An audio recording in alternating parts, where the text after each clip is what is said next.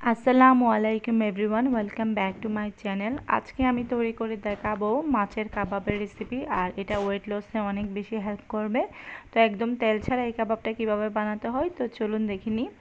তো এর জন্য প্রথমে আমি কয়েক পিস মাছ নিয়ে নিয়েছি। এটা হচ্ছে কাতলা মাছ, আর এখানে প্রায় আমি 6 পিসের মতো মাছ নিয়ে নিয়েছি। আর এগুলো লবণ পানি দিয়ে খুব ভালোভাবে সিদ্ধ করে তারপর এগুলো ম্যাশ করে নিয়েছি। এরপরে এখানে নিয়েছি পেঁয়াজ কুচি, ধনেপাতা কুচি, কাঁচামরিচ কুচি, সেই সাথে নিয়েছি কিছুটা বাঁধাকপি কুচি। এবার সব কিছু একসাথে খুব ভালোভাবে মিশিয়ে নেব। মাছটা এগুলোর মধ্যে দিয়ে দেওয়ার পর সব কিছু একসাথে মিশিয়ে নেওয়ার জন্য প্রথমে আমি 1 চা চামচ পরিমাণ হলুদের গুঁড়া, 1/2 চা চামচ পরিমাণ জিরার গুঁড়া, 1/2 চা চামচ পরিমাণ গরম মশলা, সেই সাথে 1/2 চা চামচ পরিমাণ লবণ দিয়ে এরপর এর মধ্যে 1 চা চামচ পরিমাণ রসুন বাটা দিয়ে দিচ্ছি। এবার সব কিছু একসাথে খুব ভালো করে মিশিয়ে নিচ্ছি। আর এখানে লবণটা অবশ্যই বুঝে দিবেন, যেহেতু প্রথমেই আমি লবণ দিয়ে মাছটা সিদ্ধ করে নিয়েছি, সেক্ষেত্রে এখানে লবণটা একটু বুঝে দিতে হবে। এবার সব কিছু একসাথে খুব ভালো করে মিশিয়ে নিচ্ছি। এর মধ্যে আমি 2 চা চামচ পরিমাণ বেসন অ্যাড করেছি, যেটা আমি ক্যামেরায় রেকর্ড করতে ভুলে গিয়েছি, তার জন্য খুবই দুঃখিত। সব কিছু খুব ভালোভাবে মিশিয়ে নেওয়ার পর এর মধ্যে আমি একটা ডিম দিয়ে দেব। ডিমটা দিয়ে আবারও খুব ভালো করে সব কিছু মিশিয়ে নিচ্ছি।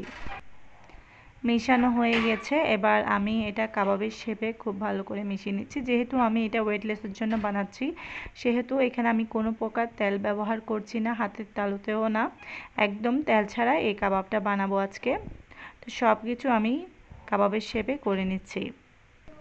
তো সবগুলো কাবাব এভাবে একটা ছড়ানো প্লেটে নিয়ে নিচ্ছি, আর এভাবে আমি ডিপ ফ্রিজে এটা ফ্রোজেন করব। তো 2 ঘন্টার জন্য ডিপ ফ্রিজ এটা ফ্রোজেন করলে সেটা হার্ড হয়ে আসবে। তারপর একটা কন্টেনারে ভরে আপনারা রেখে দিতে পারবেন। তো ফ্রোজেন করার আগে কয়েকটা কাবাব আমি ভেজে আপনাদেরকে দেখাবো এয়ার ফ্রায়ারে। তো এয়ার ফ্রায়ারে আমি কাবাবগুলো দিয়ে দিচ্ছি, আর এখানে আমি 1 ফোঁটা তেলও ব্যবহার করব না। তো এখন আমি এয়ার ফ্রায়ারে এই কাবাবগুলো দিয়ে দিচ্ছি, আর এখানে আমি 10 মিনিটের জন্য 180 ডিগ্রি সেলসিয়াসে আমি দিয়ে দিচ্ছি। তো এটা যেহেতু ফিশ, তাই ফিশে ক্লিক করলাম, আর এটা অন হয়ে গিয়েছে। তো এখানে 20 মিনিট দেওয়া আছে, আমি 10 মিনিট করে দিয়ে দিচ্ছি।